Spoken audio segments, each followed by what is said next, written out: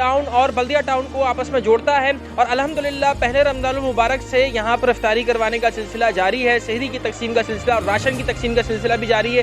Tuba foundation के बाहर यहाँ पर जो है वो इफ्तार करवाया जा रहा है, जिसमें राह गुज़ीरों को भी देखें कि इफ्तारी तकसीम की जा रही है। उसके लिए शॉपर है हमारे पास जिसमें इफ्तार मौजूद है, पानी की तकसीम हो रही है, शरबत तकसीम किया जा रहा है। और जो लोग घर पहुँच नहीं पा रहे हैं उनको हम बिठा कर भी जो है वो यहाँ पर इफ्तारी करवा रहे हैं। तो हम आपसे गुजारिश करते हैं कि हमारे साथ ज़्यादा से ज़्यादा कोऑर्डिनेट करें ताकि ये सिलसिला पूरे रमज़ान के 30 दिन तक जारी रहे।